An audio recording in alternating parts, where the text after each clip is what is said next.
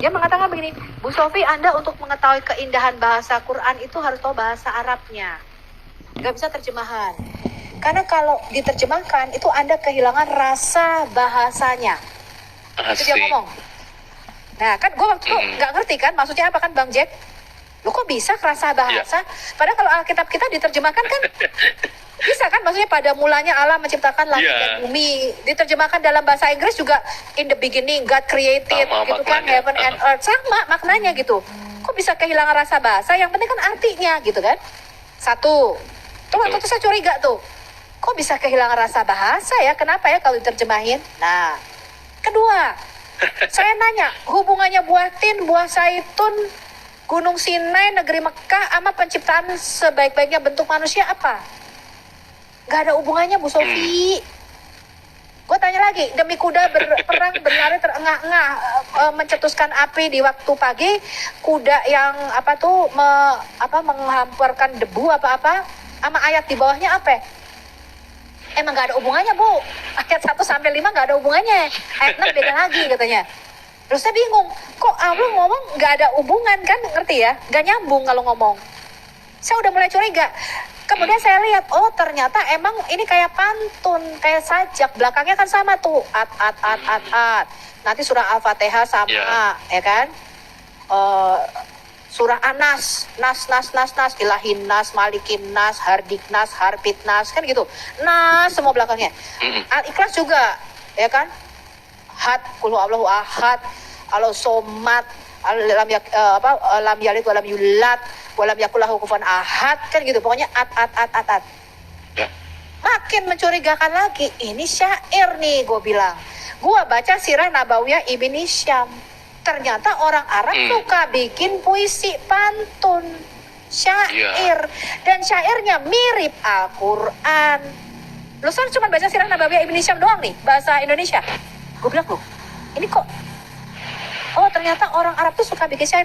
Ditambah si Husain, syair puisi Umayyah bin Abi Sal.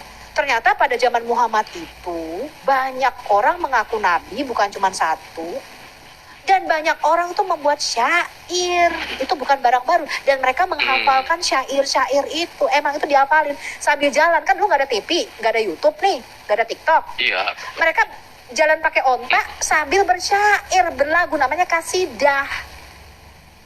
Dan ketika ada peristiwa-peristiwa penting, mereka membuat sajak supaya gak melupakan peristiwa itu gitu.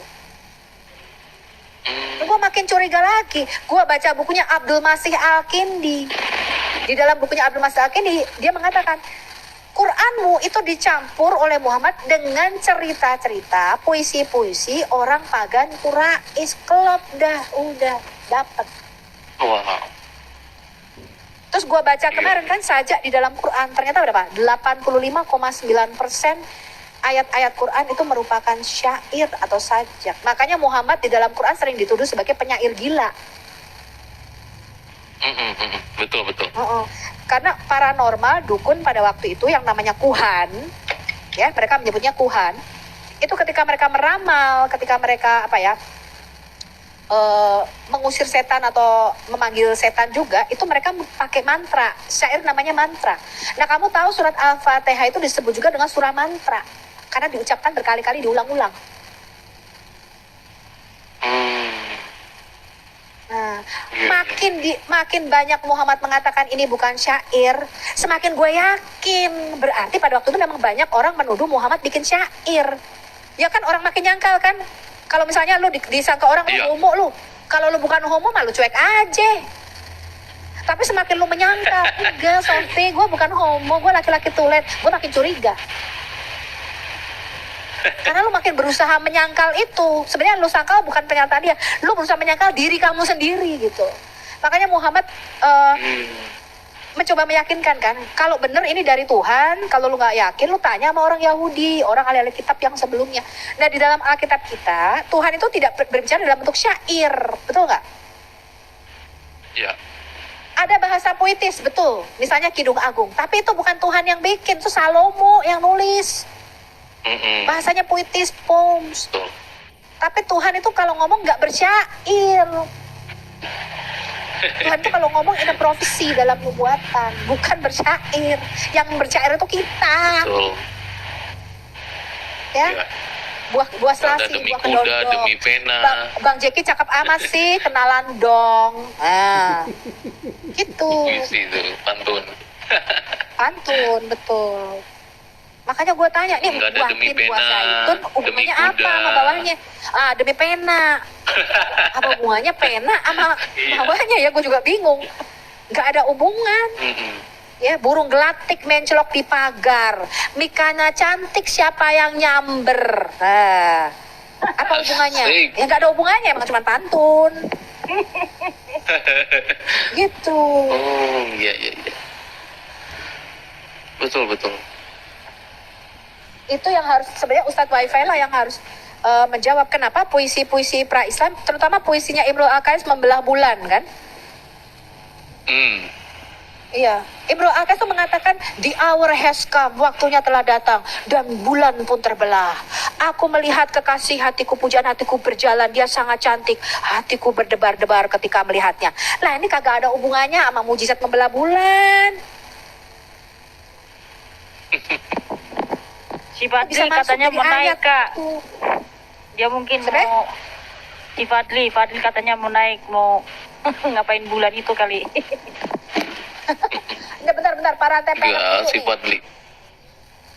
Oke. Ya siapa? Pak Rante. Dari Ismail ini memang mereka kawin campur ya. Kalau kita lihat pada zaman Yusuf itu mereka sudah kawin campur dengan suku Median. Ya. Kemana aja ya saya harus mengetrek lagi kalau soal itu. Ya apakah, tapi ada yang mengatakan bahwa bangsa Ismail ini udah punah begitu ya. Tapi yang pasti mereka sih nggak sampai ke Arab Selatan.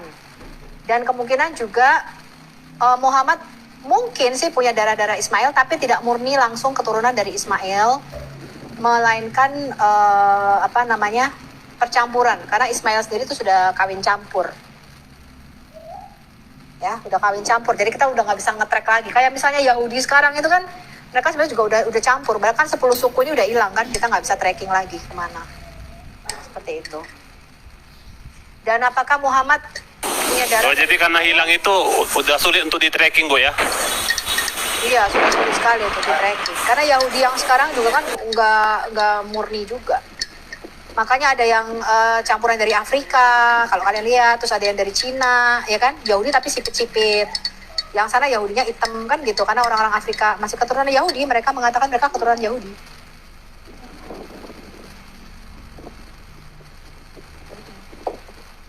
Oke.